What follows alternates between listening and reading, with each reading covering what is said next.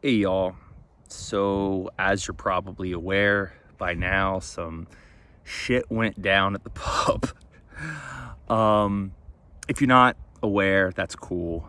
Old Nick's Pub in Eugene, Oregon was hosting a drag brunch and little story time thing, and Proud Boys and a few of their affiliates had sent some bomb threats, arson threats, death threats to the pub. One of the performers, an 11-year-old who goes by the stage name Vanellope, received some emails containing, from the same group, containing murder and rape threats. So the event was scheduled for 11 a.m. on Sunday, this past Sunday, and a few of the folks who proclaimed to save the children while also threatening to rape and murder a child decided to show up to protest this horrible event. Me and a few of my associates, we gathered together on social media and we spread the word to try to get as many people to stand visual in front of the pub as possible. Now, before I go forward, I want to give a layout of what the scene looks like. So if you're not familiar with Old Nick's Pub, it's situated in Eugene, and if you go on like Google Maps, you can see it. It's on Washington Street, so directly in front of Old Nick's Pub is a sidewalk. There's then a little grassy area and then a bike path. And that bike path is the far right side of Washington Street. It's a two-way, two-lane road just typical two-lane road. Bike paths on either side, sidewalks on the other sides of those. And then it faces out towards a skate park that is directly underneath the overpass of I-105. This is important for later.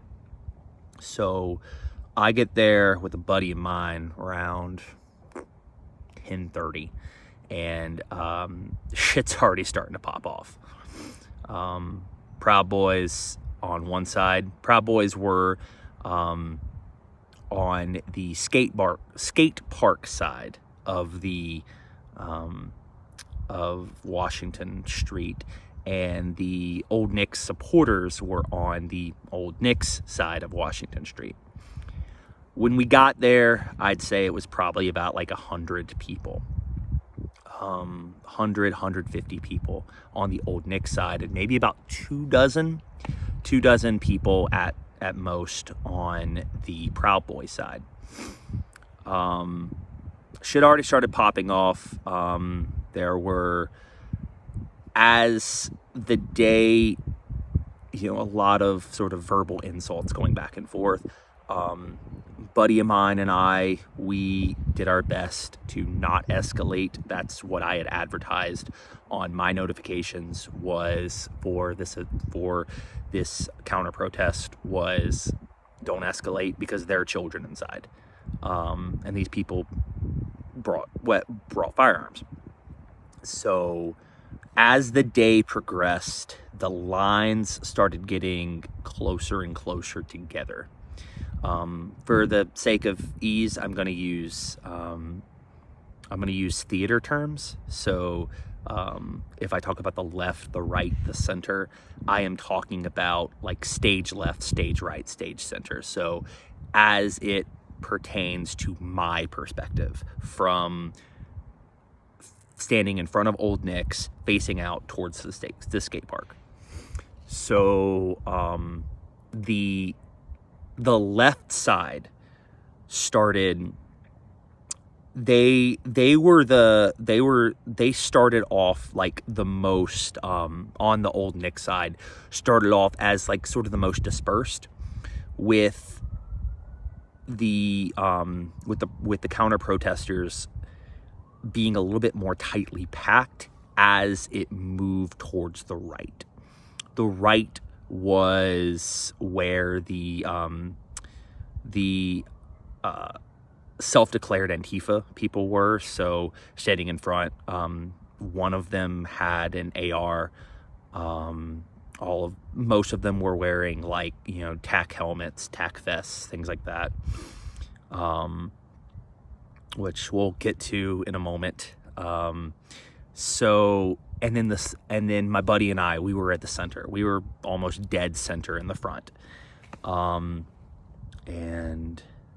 as the day progresses, it's the lines start to get closer and closer together. The right are the counter protesters, so the Old Knicks supporters line started moving forward first. And that kind of started a sort of diagonal movement like that, and at the same time a similar thing started happening on the other side. So their what would be their right, our left, started moving closer. I'd say probably around 11:20 the lines were both in the road. It was at this time that the Eugene Police Department started blocking off all the streets going in towards Old Knicks, anticipating violence. So at about 11:51, I actually left to go, because I was moving from the right to the center to the left to try to make sure everyone was okay, giving support where I could, and also going back to the little aid station on the Old Nick supporter side. They'd run out of water, so I went over to the Chevron real quick. About 10-15 minutes I was gone, and got a few cases of water, to distribute amongst the people, because it was, you want to stay hydrated. I get back probably around 12:05, and that's when the first wave of hell really started to break loose. As I said before, those lines were in the road. When I got back, those lines were nose to nose. And on the right, you again had the self-declared Antifa, who were sort of starting to physically skirmish with some of the more armed Proud Boy protesters. On the center, it was a little bit farther back, and there were just like verbal insults. And then on the left was a drag performer who was being sort of surrounded by, who was trying to give education on what drag is and what drag is not to the Proud Boys. She started getting surrounded, so me and my buddy, we moved over there. I saw that shit was popping off on the right, so I made sure my buddy was good, and I went over to the right to try to de-escalate, because my goal being there was non-confrontation, non-violence, because in the backdrop are children, are actual fucking children. So my goal was to make sure that the kids inside Old Nicks were safe. It was around 12:30 that the Proud Boys and their supporters started backing. They started moving back. As this happened, the chants got louder. Things like, "This is what community looks like," "Go home Nazis," things like that. And the Old Knicks crowd at this point reached its apex of about 250, where the Proud Boys had reached their apex of about, I would say, 3 to 4 dozen. They started moving back, and we started pushing them off, not physically, started basically forming a line.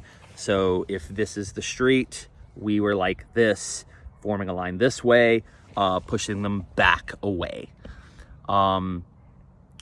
Got to the intersection of Washington and one of their crossroads. Proud Boys crossed that intersection, and that is when the first rocks started flying. Now, I was there up at the front because there was I remember there was a group of two adults who had their kids with them, and some CS gas started going off on the right. And me and my buddy, we rushed over there to let them know, hey, there's gas over there. You need to back up. You got kids. Get the fuck back. And they did. We had already seen a woman go down on the Proud Boys side because of some bear spray. And we don't want that to happen again. Me and a few of the old Knicks supporters, we went over there to try to help her and get saline in her eyes. And we worked with some of the Proud Boys just for a moment to get her the fuck out of there. She was in no place to be there. So that was around 12, 15-ish. So yeah, they crossed the street, and Antifa starts throwing rocks as they had crossed the street. It was this point where I again started to de-escalate, telling them, let them go. They have guns, they have firearms. Do not, the backdrop is literal children. Do not give them a reason to shoot. This is not what this is.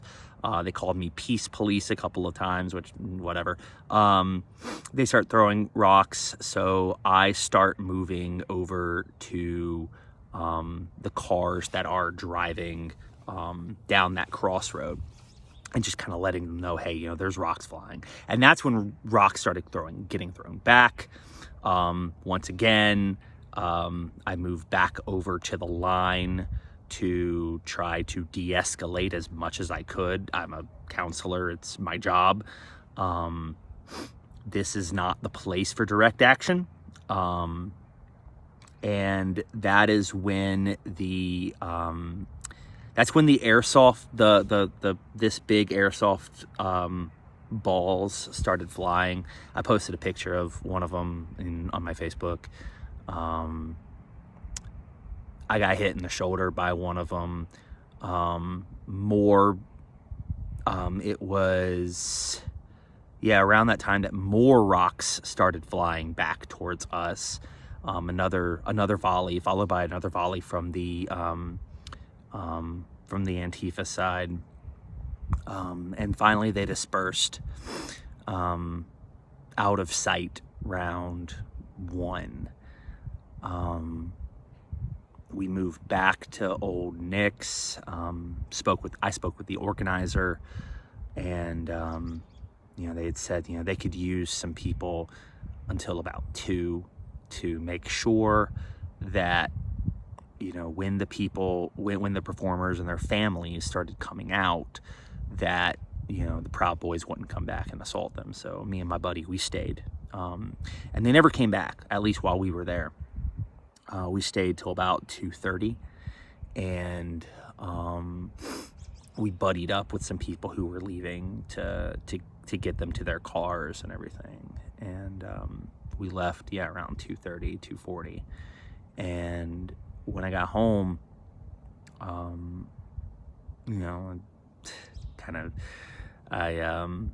de-escalated myself, tried to recenter, and it was today that I learned that apparently the Proud Boys came back with firearms. Luckily, some of the more militarized counter-protesters had stuck around. So why am I giving this account? What is the point of all this? Well, a couple of reasons. Number one, I think it's important that that these people are a real threat. These people will threaten to murder and rape a child, all in the name of saving the children. It's not just about Trump. It's about anything that they don't like. Number two, there's more of us than there are of them. There's more of us than there are of them. And that gives me hope. And three, this is a cautionary tale. These people, they want you to throw rocks at them. They want you to throw rocks at them so that they can justify popping off shots. This time it was airsoft. Next time it might be actual lead. And if that is the case, you need to think about your backdrop. If you're going to be doing direct action against these people, think about your backdrop. What is behind you? Is it kids? How many innocent people are behind you? Are you willing to risk their lives?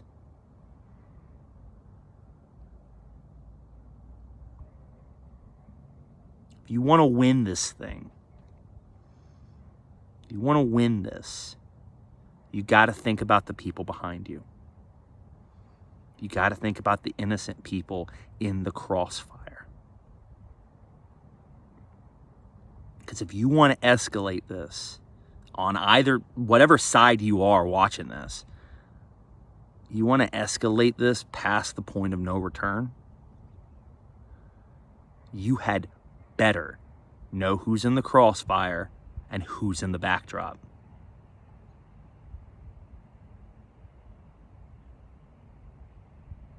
Y'all have a wonderful day. Love y'all. Stay safe. Stay hydrated. Fuck the Proud Boys. I'll see y'all next time.